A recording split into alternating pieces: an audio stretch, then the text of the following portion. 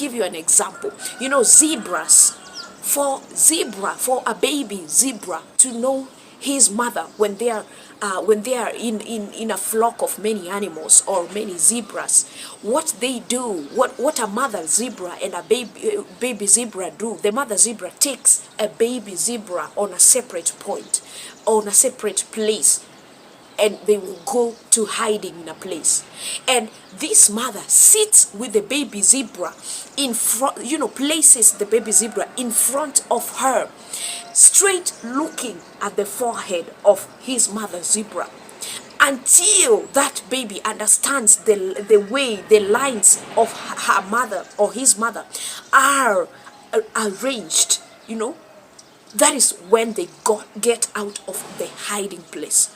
That is why you will see that when now they are together with the other zebras, the baby zebra will understand that this is my mother zebra, because they've sat together with his mother in a separate place, and he's understood that the striping of his mother is in a certain pattern.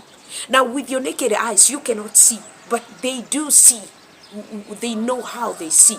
This is what we have to do. We have to put ourselves in a position, and this is why God, through Ezekiel, is teaching us. He will take you to the middle of the valley, because he wants you to only fix your eyes and understand him and know him and see only him. Just like this baby zebra, you will be able to understand that this is my God. Not the God of Abraham, Isaac, and Jacob. That is good. He did that for them. But my God has done this and this and that in my life. So this is how Ezekiel was. He had sat with the God enough to know who he is. That is why he's saying, oh, sovereign Lord. He's able to utter the name of the Lord that is required for that very situation. And he's able to trust him fully and tells him, you alone know. I do not know if they can. I cannot even lean. I do not have even the understanding to think beyond your question. So I take it back to you. It is only you alone who knows. Now, this is a beautiful picture of a man who trusts God. Verse 4 tells us, then he said to me, now Ezekiel is saying that God told him, prophesy to these bones and say to them. Again, the reason why he's making emphasis on then he said to me, he wants to ask to understand that what he's going to say, or the events that are about to happen from now, he is not doing according to his own power. He is doing this according to the direction and instructions that the Lord is telling him. He wants to give glory back to God. He is telling us that I want you to understand that I did not say this. It is the Lord who told me to say this. Prophesy to these bones and say to them. Now, if you were the one who was being told to prophesy in a situation of very dry place, you would be oh God, what? Prophesy? Where am I getting the strength to prophesy? I mean, I'm in the middle of chaos. What do you mean prophesy? I cannot even see myself in tomorrow. So what are you talking about prophesy? But Ezekiel is like, the Lord told me to prophesy. What does this mean? It means that the only way you can speak to that situation if you're full of the word of God. Because he told us very well that he said to me. So he's like, God told me to say these very words. So if you're not full with the word of God, I don't know how you're going to build your hope. I don't know how you're going to get out of that how you're going to go through that situation. Because let me tell you, someone said that one time that if the Lord doesn't get you out of a valley, he means to walk you through it. So for you to get to the place where now you're not longer in the valley, you're in the mountain tops, you need hope. You need faith. You need to trust in God to carry you until the point where now you're in the mountain, where now you can see life.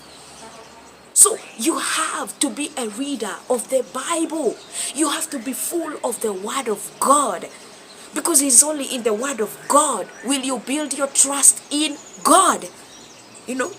Because, you see Ezekiel is saying that the Lord told me, dry bones, hear the word of the Lord.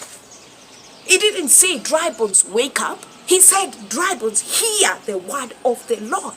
Emphasis on the word of the Lord.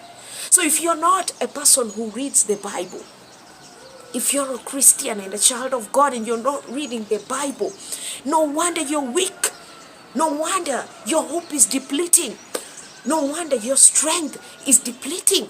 No wonder your faith is decreasing. And now all you see is failure. Left, right, and center, all you see is failure. Why? Because you're not diving and hiding yourself in the word of God.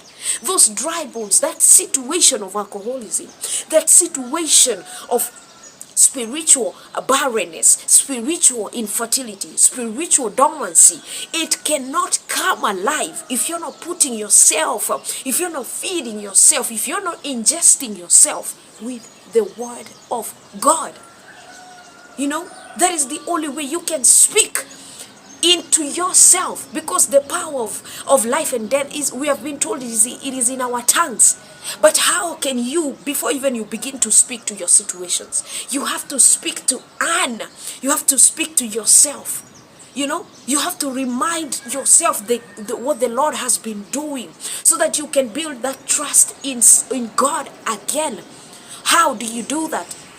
You have to be a reader of the word of God, so that when you're faced by a situation of doubting God, you're able to attack that situation by saying, no, I believe in God, and this situation is not permanent. You know, this is a season, and it's gonna end, and the Lord is gonna carry me through, just like the book of Jude says. That is the Lord who kept me.